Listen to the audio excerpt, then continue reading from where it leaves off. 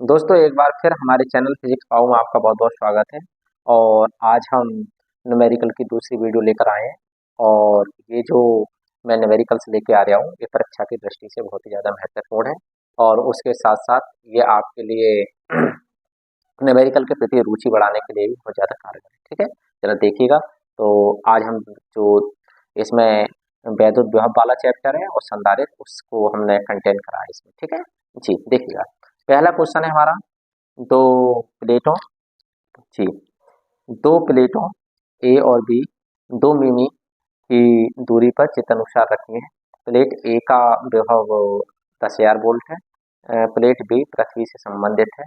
इन प्लेटों के बीच वैद्युत क्षेत्र की तीव्रता ज्ञात कीजिए, है ना। तो इसका एक हमारे पास फार्मूला होता है, यहाँ पर हम लिख देते हैं ई बराबर क्या होता है बेटा, बी अपॉन टी, है नहीं, आप लोग जानते हैं। और बी का मतलब यदि दो चीजों के बीच में बी की बात हो रही है तो विभवांतर की तरह काम करता है। तो ऊपर हो गया 10,000 और नीचे जब कोई भी चीज अर्थ से जुड़ जाती है तो उसका विभवांतर कितना हो जाता है, 0, है नहीं। तो उसका जो विभव होता है 0 होता है। तो 10,000 माइनस 0 बटे क्या हो जाएगी, बीच की दूरी कितनी है बेटा, 2। और वो भी मिमी है, मिमी का मतलब मिलीमीटर, मतलब मिलीमीटर को मीटर में करने के लिए 10 की पावर -3 से हम क्या कर देते हैं, गुणा कर देते हैं। तो ये आ गया कुल मिला के साथ 10,000, ठीक है। और बटे 2 और ऊपर जाकर ये हो जाएगी 10 की पावर 3, क्योंकि 0 घटाने से इसमें कोई फर्क नहीं पड़ेगा। ठीक है, चलिएगा।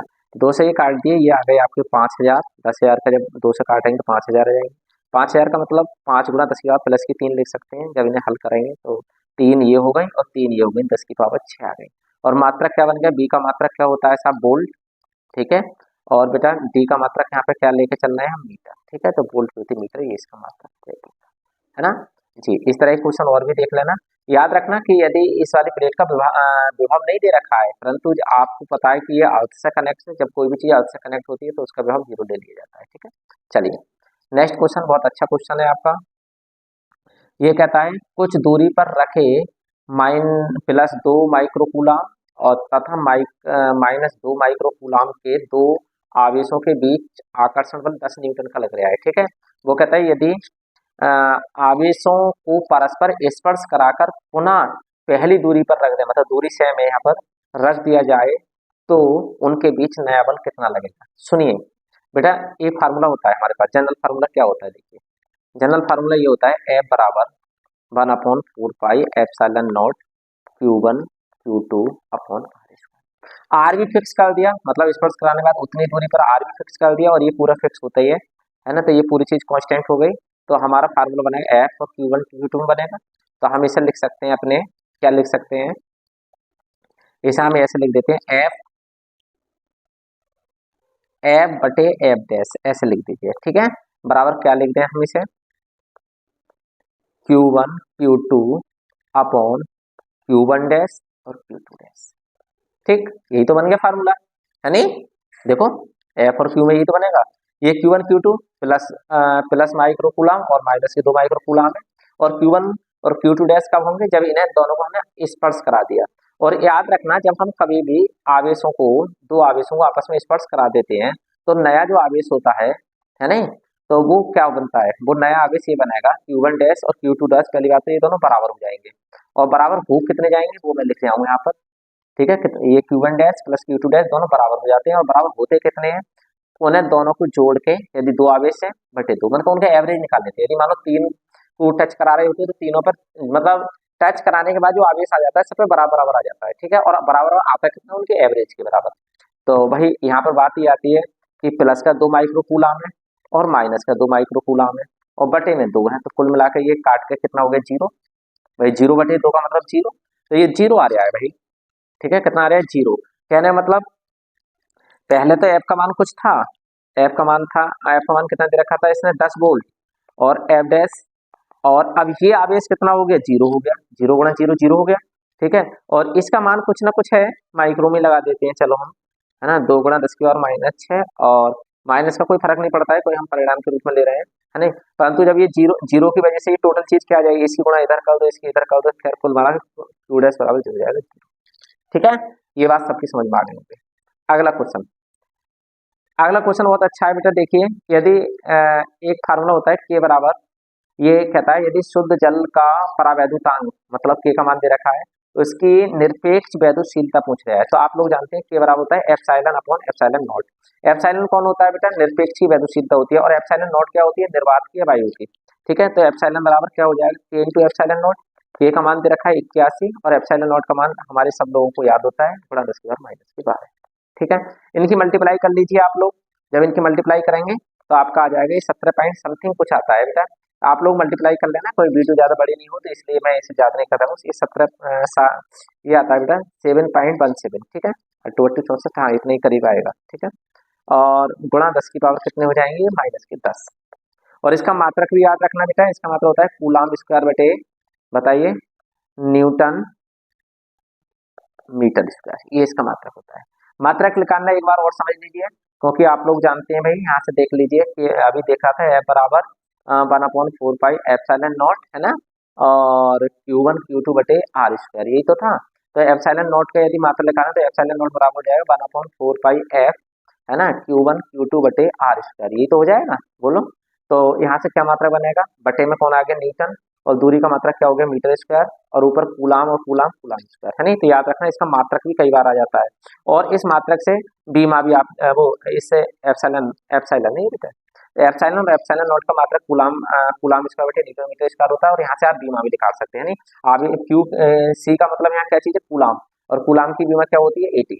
ठीक है, 80 है नहीं, तो न्यूटन की लगा देंगे, और एम का मतलब है मीटर से लंबाई की लगा देंगे। ठीक है, लगा के इसका मतलब लगा देंगे। अगला क्वेश्चन बेटा है, अगला क्वेश्चन ये कह रहा है एक खोखले बेलन के भीतर क्यू कूलाम का आवेश स्थित है। यदि बेलन के वक्र पृष्ठ से फाई वोल्ट मीटर वैद्युत फ्लक्स संबंधित है, तब बेलन के किसी एक समतल पृष्ठ से कितना वैद्युत फ्लक्स निकलेगा? देखो ये आप लोग जानते हैं, बहुत इंपॉर्टेंट क्वेश्चन है भाई, ये काफी कंपटीशनों में भी आता था।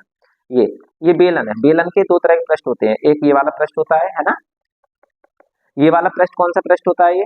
ये समतल पृष्ठ होते हैं, और ये जो गोल गोल होता है नहीं, जैसे ये मेरे पास आईपैड की पेन है, ये जो पृष्ठ होता है ये है ना, ये कौन सा होता है? वक्र पृष्ठ होता है। ठीक, तो इससे सपोज करो वक्र पृष्ठ लिख रहा है φ1, हमने अपनी इच्छा से मान लिया। इससे इस वाले पृष्ठ लिख रहा है φ2, और इससे लिख रहा है φ3।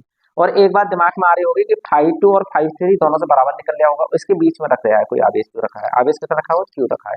तो एक गॉस की प्रमेय लगा दो। गॉस की प्रमेय ये बताती है कि ये सब जोड़ोगे आप, है ना, सब जोड़ोगे आप तो कितना होगा? क्यू बटे एप्सिलॉन नॉट के बराबर होगा।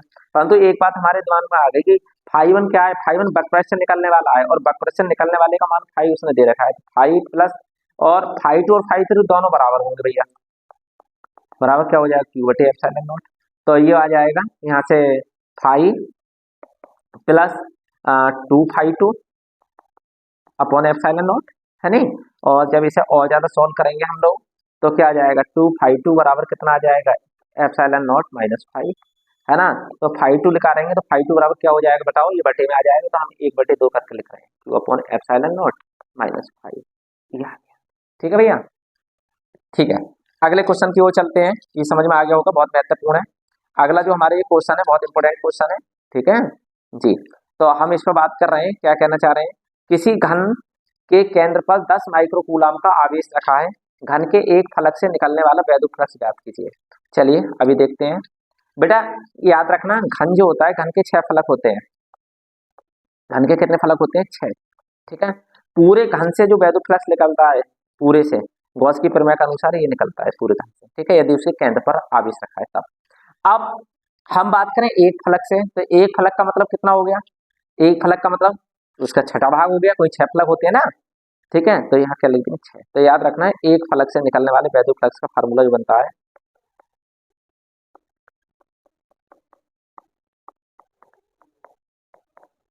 वैद्युत फ्लक्स, मैंने इस शॉर्ट में लिख दिया। ठीक है, आप लोग पूरा लिखना क्योंकि समय कम है। क्यू का मान इसने दे रखा है 10 माइक्रोकूलाम, तो माइक्रो शब्द हटाने वो माइनस के 6 से गुणा करते हैं, 10 गुणा 10 में -6 हो गया। 6 गुणा एप्सिलॉन नॉट का मान आप लोग जानते हैं 8.85 गुणा 10 की पावर कितना होता है भाई? -12 होती है। ठीक है, चलिएगा इसे हम और हल कर लेते हैं। जब और हल करेंगे तो हम ये काम करते हैं, 2 से काट देते हैं, ये 3 बार कट गए, और 2 से ये 5 बार कट गए, और ये हो जाएगा 5 गुणा 10 की पावर -6, ऊपर जाके प्लस की -12, ऊपर जाके प्लस की 12 हो गई, बटे 3 गुणा 8.85, 3 से गुणा और कर लो इसकी, तो 3 × 5 = 15 के 5 हासिल लगा 1, 3 × 8 = 24 और 1 = 25, 25 के 5 भाई 3 पंजे 15 के 5 हासिल लगा 1, 3 अट्ठे 24 और 1 25 के 5 हासिल लगे कितने 2, 8 तिया 24, 24 25 26, ये आ गया साहब। ठीक है, ये आ गई कंडीशन। और क्या के बाद दशमलव है 2 के बाद, पाइन हटा के 2 जीरो बढ़ा दो साहब, सही है। और ये आ गई साहब, जब इसे हल करेंगे हम तो ये आ गया 5 से और काट दो, ये 5 से ये कट गए 100 और 5 से ये कट जाएंगे 55 25, 5 तिया 15 बोलो, और 5 एकम 5 ये कट गए, देखो 55 25 के 5, 5 तिया 15 और 5 एकम 5 ये कट गए, ठीक है। और देख लेना आप लोग गुणा भाग। चलिए अब हम क्या काम कर रहे हैं, हम इसे ये लिख सकते हैं, क्या लिख सकते हैं बताइए आप लोग, इसे हम लिख सकते हैं 100, है ना, ध्यान रखना आप 100 बटे 100, 100 गुणा 10 की पावर 5, वो 10 की पावर 6 प्लस की 6 बचेगी ना, और बटे 531, 531 को थोड़ी देर को अपने मन 530 मान लीजिए, जब 30 मान लीजिए तो 1 किसके बराबर मान लें, जीरो के, तो एक जीरो कट गया। अब इसमें से एक 10 की पावर 6 को 10 की पावर 5 लिख रहे हैं और इसे 100 लिख रहे हैं, तो 100 बटे 53 आ जाएगा, और 10 की पावर कितनी आ गई 5, 100 बटे 53 को आप लोग भाग कर लीजिए भैया, ठीक है, 1.88 समथिंग आएगा गुणा 10 की पावर 5, ठीक।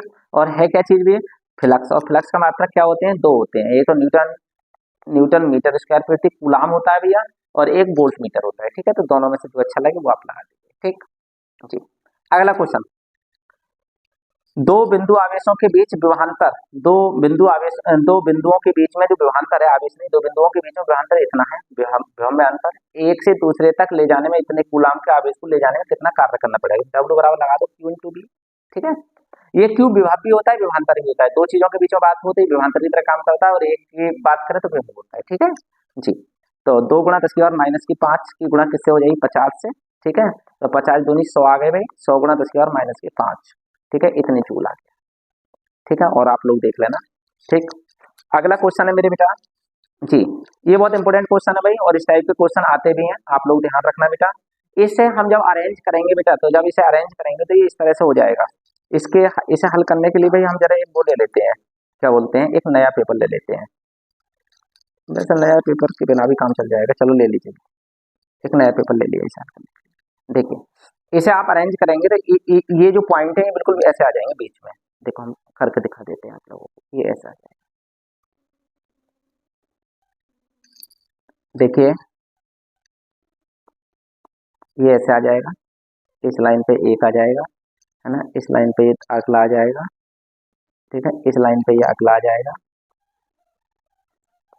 फिर इस लाइन पे ये, ठीक।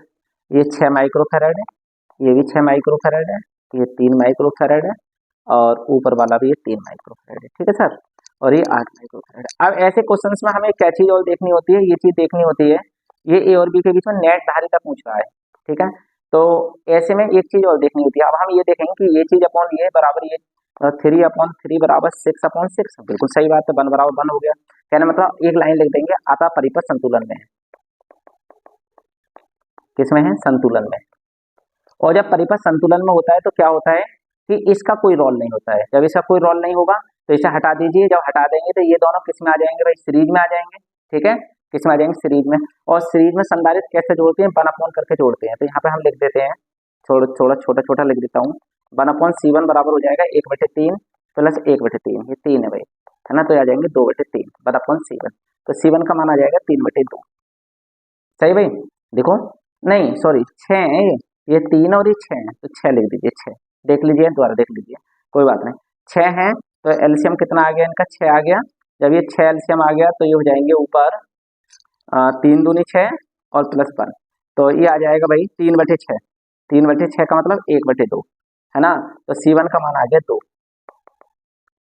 1/C1 बराबर ये आ गया ना 3/6, तो 1/C1 बराबर 3/6, तो C1 बराबर 2 माइक्रोफैराड, नीचे वाला भी सेम आएगा, है नहीं, क्योंकि ये भी वही है, इसी प्रकार करके लिख दो, इसी प्रकार इसमें भी 3 और 6 उसमें श्रेणी में जोड़ेंगे, तो इसी प्रकार C2 बराबर क्या लिख देंगे आप लोग, ठीक है, इसी पहले ये चीज लिखना आप,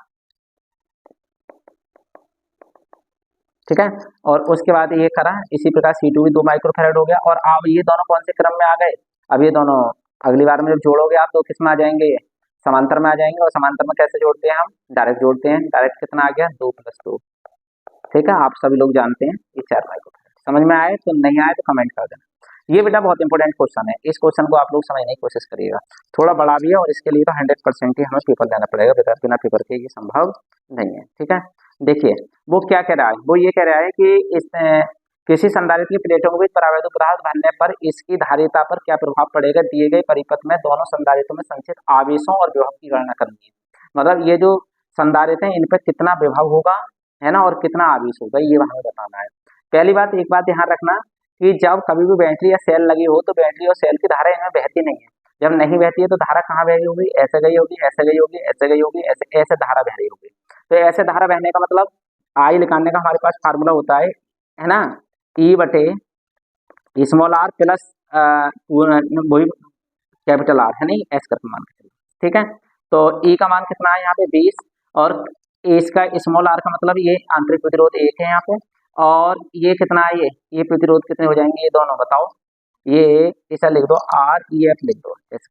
ठीक है, या समझ गए होंगे आप टोटल प्रतिरोध। तो ई और एफ के बीच में प्रतिरोध कितना आ रहा है, ये दोनों श्रेणी क्रम में, प्रतिरोध श्रेणी क्रम में डायरेक्ट जुड़ जाते हैं, तो 4 + 5 हो जाएंगे। कहना मतलब 20 बटे ये 4 और 5 9 हो गए। इसका मान कितना आ गया, 9 आ गया। जब ये 9 आ गया मेरे बेटा, तो 9 और 1 10, 10 से ऐसे काटेंगे तो कितना आ जाएगा मुझे बताओ, 2 एम्पेयर की करंट बह रही है। ये बात सबकी समझ में आ रही है। या आप चाहो तो ये डायरेक्ट प्रतिरोध जोड़ दो, सब जोड़ दो, सब श्रेणी क्रम में है ना, तो 4 और 5 5 और 1 4 और 5 9 और 1 10 10 हो गया, है ना। तो और ई या बी का मान कितना है, 20 20 बटे 10, 2 एम्पेयर की धारा बह रही है। बात खत्म। अब मैं इनके ई और एफ के बीच में विभवांतर देखूं तो बी ई एफ बराबर कैसे निकालेंगे बताओ, I into R R E F का मतलब यहाँ से लेके यहाँ तक का प्रतिरोध। तो आई का मान कितना है 2, और इसका मान कितना है बेटे 9, तो कितनी हो गया, कितना विभवांतर हो गया 18 वोल्ट का विभवांतर होगा यहाँ से लेके यहाँ तक के बीच में। अब एक बात जानते हैं कि ये और ये, इसका नाम लिखते हैं हम एम और एन, तो एम एन के बीच में भी तो इतना विभवांतर होगा, तो विभवांतर सेम रहता है समांतर क्रम में, जितना यहाँ से लेके यहाँ तक विभवांतर होगा उतना यहाँ से लेके यहाँ तक विभवांतर होगा। ठीक है, तो यहाँ से हम कैसे सॉल्व कर लेंगे इसे, बी एम एन, तो बी एम एन बराबर क्या हो जाएगा बताइए आप, बी एम एन बराबर भी इतना ही होगा, है ना। अब एक बात मुझे बताइए, बी एम एन का मान भी यहाँ पर 18 वोल्ट होगा, ये बात आपकी समझ में आ गई होगी। अगली बात, अब मुझे बताओ इन दोनों के बीच में धारिता कितनी होगी, टोटल धारिता एम इसके बीच में, तो टोटल धारिता को हम दिखाएं सी, तो 1/c बराबर हो जाएगा, क्योंकि श्रेणी क्रम में 1 करके जोड़ते हैं धारिता, तो 1/4 प्लस 1/6, 4 और 6 जी, इसे जोड़ लीजिए आप, 12 इसका एलसीएम आ गया, 4 × 12 और 6 दूनी 12, 5/12, है ना, 5/12, तो सी का मान आ गया 12/5, 5 से काट दो, 5 दूनी 10, 5 चौक 20, 2.4 माइक्रो फैराड, ये धारिता आ गई। मतलब इतना क्या आ गई धारिता। अब क्यू लिखा रहे हैं हम आवेश, तो क्यू बराबर क्या होगा, सी वी, सी तो आ गया, टोटल सी तो ये बन गया आपका 2.4 माइक्रो फैराड, और बी कौन सा होएगा, इस लाइन की यहाँ से लेके यहाँ तक विभवांतर कितना है, वही 18 वोल्ट है, तो हम लिख दें सी इंटू बी ई एफ, तो सी इसका मान आ गया 2.4 और इसका मान कितना है 18, है ना। 18 से गुणा कर दीजिए आप, 18 चौक 72, हासिल लगे 7, 18 दूनी 36, 36 और 7 43, तो 1.10 इतने माइक्रो कूलाम का आवेश बह रहा होगा। याद रखना, चूंकि ये कौन से क्रम में, श्रेणी क्रम में, तो जितना आवेश इसके पास होगा उतना ही इसके पास होगा, आवेश तो सेम होगा परंतु विभवांतर अलग अलग होंगे। अब विभवांतर देखें यदि हम कैलकुलेट करके, तो हम यहाँ पर विभवांतर कर रहे हैं भाई, विभवांतर हम यहाँ पर कर रहे हैं भाई, देखिएगा आप लोग, थोड़ी कम जगह में करेंगे तो इधर हमें फोटो पे लगाना होता है, तो यहाँ पे कैसे लगाएंगे भाई, लगाओ, तो क्यू C1 बराबर B1 बराबर हो जाएगा, B1 बराबर हो जाएगा Q/C1, तो Q तो दोनों बराबर होंगे। Q का मान कितना है 43.2 माइक्रो फैराड है, कोई बात नहीं माइक्रो फैराड, और C1 का मान कितना है 4 माइक्रो फैराड, ये दोनों माइक्रो से माइक्रो कट जाएंगे भाई, मतलब 10 के बाद -6 से गुणा करेंगे तो -6 कट जाएंगे, तो जब ये कट जाएंगे तो 4 से हम काटे हैं, तो 4 × 4 0, 4 × 8 10.8 वोल्ट आएगा, माइक्रो वोल्ट नहीं आएगा, कोई माइक्रो से माइक्रो कट चुका है, 10 वोल्ट आ गया। ऐसे B2 निकाल लो। अब दो तरह से B2 निकाल सकते हैं, चलो तुम इसे फार्मूले से निकाल लो। ये तो वही रहेगा, Q2 नहीं होगा, Q तो सेम है दोनों में। तो ये आ जाएगा बेटा 43.2 माइक्रोफेरेड बटे इस कितना है 6 माइक्रोफेरेड है नहीं। तो माइक्रो से माइक्रो हट जाएंगे और जब इसे काटेंगे हम लोग तो ये बचेगा कितना 6 सत्ते 42,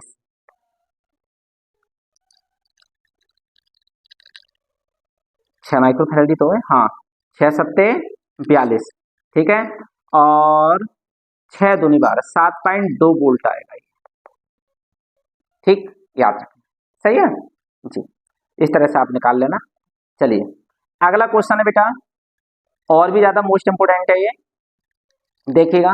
एक 10 माइक्रोफेरेड संधारित्र का विभवांतर 10 वोल्ट से 200 वोल्ट कर देने पर इसकी ऊर्जा में क्या परिवर्तन होगा। ऊर्जा में परिवर्तन हम निकाल लेते हैं, बहुत इंपॉर्टेंट है। U1 बराबर 1/2 क्या होता है C1 B1 स्क्वायर होता है, ठीक है।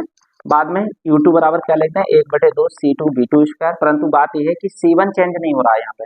जब C1 चेंज नहीं हो रहा है तो हम क्या करें, अच्छा ऊर्जा में परिवर्तन कैसे लगाते हैं, डेल्टा U बराबर होती है ज्यादा में से कम घटा देंगे क्योंकि इसका वोल्टेज ज्यादा है तो ये ज्यादा हो गई 1/2। C1 और C2 सेम है तो हम ये ऐसे लिखते हैं C B2 स्क्वायर है ना 1/2 C B1 स्क्वायर ऐसे लिखते हैं। इसकी वैल्यू लगा दीजिएगा आप लोग। तो इसकी वैल्यू जब लगाएंगे तो 1/2 C कॉमन कर लें हम तो अंदर बचेगा B2 square minus B1 square बचेगा, ठीक है। 1/2 C का मान कितना है भाई 10 माइक्रोफेरेड है, तो 10 गुणा 10 की पावर -6 लगा दें। मैंने उल्टा लिख दिया है, आप लोग सही कर लेना, है नहीं। 10 गुणा 10 की पावर -6 हो गया। और B2 का मान कितना है 20 200 का स्क्वायर माइनस 100 का स्क्वायर, ठीक है जी। आप सभी लोग जानते हैं, इससे ये काट दिया 5 बार कट जाएगा, ये आ जाएगा 5 गुणा 10 की पावर -6 आ जाएगा। और आप स्क्वायर में जानते हैं 2 दूनी 4 हो जाएगा और 4 जीरो हो जाएंगे, 2 के 4 जीरो हो जाएंगे। तो 4 का मतलब 10 की पावर में प्लस के 4 लिख रहा हूँ, ठीक है। और ये हो जाएगा 1 की गुणा 1 से 1 ही रहेगी और ये 10 की पावर 4 हो जाएंगे, ठीक है। जब इन्हें घटाएंगे तो ये 3 आ जाएंगे, है ना। तो 5 ये आ गया 5 गुणा 10 की पावर -6 गुणा भाई 10 की पावर 4 तो कॉमन हो गई, अंदर बचेगी 4 - 1 मतलब 3 और 3 पंजे 3, 3 की गुणा 5 से हो गई कितने हो गए 15, 15 गुणा 10 की पावर -2 इतने जूल आएगा मेरे भाई, इतने जूल ऊर्जा परिवर्तन होगा, ठीक चलेगा। अगला क्वेश्चन है सिद्ध करो, क्या सिद्ध करवा रहा है वो, ये कह रहा है कि ये जो है coulomb square newton metre square और फैरेड प्रति मीटर एक ही भौतिक राशि के मात्रक है, ठीक है। किसके कौन सी है वो भौतिक राशि एप्सिलॉन नॉट, ठीक है, ठीक है। वैद्युशीलता है नहीं, वो निर्वात की भी हो सकती है किसी माध्यम की होती है। देखें देखें कैसे कर रहे हैं, कोई अभी कूलाम स्क्वायर बटे न्यूटन मीटर स्क्वायर ऊपर ही बताया था मैंने, तो एप्सिलॉन नॉट का हाँ नहीं था जी। तो ये एप्सिलॉन या एप्सिलॉन नॉट बातें की होती है जी, वो निर्वात की हो जाती है, वो किसी माध्यम की हो जाती है। तो यहाँ से लिख दें एप्सिलॉन एफ बराबर लगा दें 1/4 पाई एप्सिलॉन नॉट, है नहीं, एप्सिलॉन नॉट और Q1 Q2 बटे आर स्क्वायर। तो एप्सिलॉन नॉट का मान निकाल लीजिए तो ये हो जाएगा 1/4 पाई एफ, ये एफ है भैया एफ, और ये हो जाएगा Q1 Q2 बटे आर स्क्वायर। तो यहाँ से क्या बनेगा इसका मात्रक बताओ, आप लोग भी बताओ भाई, इसका तो कोई मात्रक होता ही नहीं है नहीं। तो यहाँ से मात्रक क्या बनता हुआ दिखाई दे रहा है कि कूलाम और कूलाम कूलाम स्क्वायर और एफ का मतलब न्यूटन और आर का मतलब मीटर है नहीं, ये बन गया, समझ में आई बात। अब एप्सिलॉन नॉट का एक फार्मूला आपने ये सुना है C बराबर 4 पाई एप्सिलॉन नॉट आर, ऐसा ही पढ़ा है ना आपने, बताओ। तो यहाँ से यदि एप्सिलॉन नॉट का मैं मान निकालूं तो क्या बन जाएगा यहाँ से फार्मूला, ये बन जाएगा एप्सिलॉन नॉट बराबर C बटे 4 पाई आर। C का मात्रक क्या होता है फैरड, होता है नहीं होता है अभी बताओ, फैरड, चलो हिंदी में लिख दिया मैंने, है ना। और इसका आर का मात्रक क्या होता है बताओ, आर का मात्रक मीटर।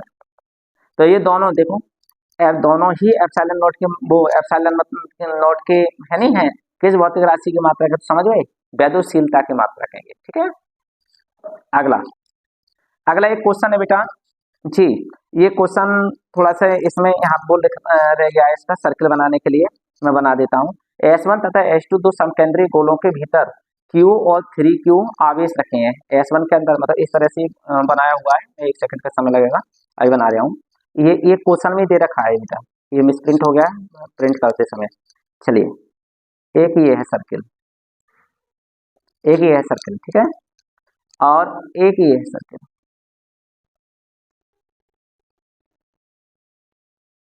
एक ही है सर्किल, ठीक है।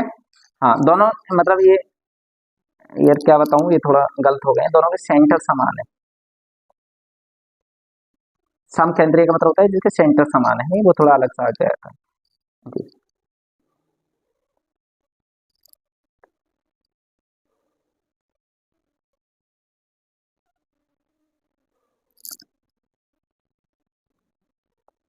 समझ जाओ है नहीं, ये थोड़ा सा मैं कर नहीं पा रहा हूँ, कोई बात नहीं। ये जो है S1 अंदर वाला गोला है, और S2 ये वाला दूसरा वाला गोला है ना। इस पर इसके अंदर जो आवेश रखा है वो Q नाम का आवेश रखा है, और इसके अंदर कौन सा रखा है, 3Q नाम का आवेश रखा है, ठीक है जी। S1 और S2 दो सबकेंद्रीय गोलों के भीतर क्रमशः Q और 3Q आवेश रखा है, ठीक है, ये बात ध्यान रखना है। चित्र में चित्र दे रखा होगा, नहीं दे रखा है तो मैंने बना दिया ये। आपको पूछ कर रहा है, ये कहता है S1 तथा S2 से वैद्युत फ्लक्स कितना निकलेगा, मतलब वो उनका अनुपात पूछ रहा है। तो एक बात समझिए साहब, अंदर वाले से तो मतलब हम लिख रहे हैं 5x1, रेड पेन ले लेते हैं, 5x1 बराबर हो जाएगा, उसके अंदर आवेश कितना है Q, Q upon epsilon not, Gauss की प्रमेय से। ऐसे यदि हम बात करें 5s2, तो 5s2 का मतलब कितना हो गया, इस वाले, अब इस वाले के अंदर तो ये दोनों ही आवेश रखे हैं ना, तो हम क्या लिख देंगे 3Q प्लस Q, मतलब नेट आवेश होता है ना। S2 के अंदर तो दोनों है ना, S1 के अंदर तो केवल Q था, तो Q अपॉन एप्सिलॉन, इसके अंदर दोनों है तो क्या लिख दें, 3Q और ये कितने हो जाएंगे 4Q, 4Q upon epsilon not हो जाएगा। इनका अनुपात पूछ रहा है भाई, S1 दोनों का अनुपात, तो लगा दो भैया, यहाँ लिख देते हैं 5s1 अपॉन 5s2, है ना। ये कितना दे रखा है 5 अपॉन एप्सिलॉन नॉट, बटे में क्या हो जाएगा 4Q अपॉन एप्सिलॉन नॉट। इसे हल कर लीजिए, 5 अपॉन एप्सिलॉन नॉट इसकी गुणा हो जाएगी एप्सिलॉन नॉट बटे 4Q, Q से Q कट गए एप्सिलॉन नॉट से, तो 1 अपॉन 4 आ गया भाई, एक तो ये आ गया मान। अब आगे क्या कह रहा है, वो ये कह रहा है कि यदि S1 के भीतर 3 परावैद्युतांक का माध्यम रख जाए तो S1 से वैद्युत फ्लक्स में क्या परिवर्तन होगा, बिल्कुल अभी देखते हैं। तो भैया ये हो जाएगा परिवर्तन, मैं इसका यहाँ पे कर देता हूँ। S1 के अंदर यदि हम परावैद्युत पदार्थ रखते हैं, तो S1 से पूछ रहा है भाई, तो 5s1 डैश, डैश का मतलब उसे रखने के बाद, परावैद्युत रखने के बाद, तो ये हो जाएगा 5 बटे एप्सिलॉन नॉट के, और के का मान दे रखा है इसमें सवाल में भैया 3, तो 3 एप्सिलॉन नॉट हो जाएगा, ये आ जाएगा, ठीक है, याद रखना। सॉरी 5 नहीं, ये 5 नहीं है भाई, ये 5 नहीं है, ये Q है, Q 5 नहीं, थोड़ा वो गलत हो गया, Q, Q upon epsilon not के साथ के और लग जाएगा, ठीक है, जब वो माध्यम रख देंगे तो। अगला क्वेश्चन, अगला क्वेश्चन के पास ये लगा देते हैं, ठीक है, जिससे जी, ये कहता है Q, बहुत इंपॉर्टेंट क्वेश्चन है, P वैद्युत द्विध्रुव वाले द्विध्रुव आघूर्ण वाले वैद्युत द्विध्रुव को एक समरूप वैद्युत क्षेत्र E में रखा गया है। ये कहता है द्विध्रुव की अक्ष को वैद्युत द्विध्रुव की दिशा से 45 के कोण पर घुमाने पर कार्य करने वाले बल आघूर्ण निकाल लेंगे हम। तो बराबर क्या होता है साहब, फार्मूला Pe साइन थीटा, है ना, और यहाँ Pe का मतलब Pe है, तो Pe और साइन थीटा का मतलब कितना हो जाएगा साइन 45, और साइन 45 का मान आप लोग जानते हैं 1/√2 होता है, तो Pe गुणा 1/√2, कुल मिला के आ जाएगा Pe/√2, है ना। चलिएगा, फिर कह रहा है साम्य अवस्था में द्विध्रुव की स्थिति ऊर्जा, स्थिति ऊर्जा का फार्मूला ये होता है, आप लोग जानते हैं, U बराबर माइनस Pe cos थीटा, है ना। और साम्य अवस्था में ये याद रखना आप कि साम्य अवस्था में जो होता है मेरे भैया, cos की वैल्यू 0 होती है, थीटा की वैल्यू 0 होती है साम्य अवस्था के लिए, तो माइनस Pe आ जाएगा, ठीक। और अगली एक बात करें, साम्य अवस्था से 180 के कोण पर घुमाने में कृत कार्य, तो W बराबर होता है फार्मूला Pe साम्य अवस्था से गुणाने के लिए 1 माइनस कॉस थीटा होता है, ठीक। तो ये हो जाएगा Pe, है ना, 1 माइनस कॉस 180, और कॉस 180 का जो मान होता है याद रखना आप लोग, -1 होता है, तो जब -1 होता है तो 1 और 1 में से जब -1 घटाएंगे तो ये घटने के बजाय जुड़ जाएंगे, तो ये हो जाएगा Pe 1 + 1 मतलब 2Pe हो जाएगा, ये W का मान, ठीक। तो इस तरह की वीडियो देखने के लिए हमारे चैनल को सब्सक्राइब करें, शेयर करें, और ये बहुत महत्वपूर्ण क्वेश्चन है, इनको आप लोग जरूर देखें। Thank you very much, thank you all.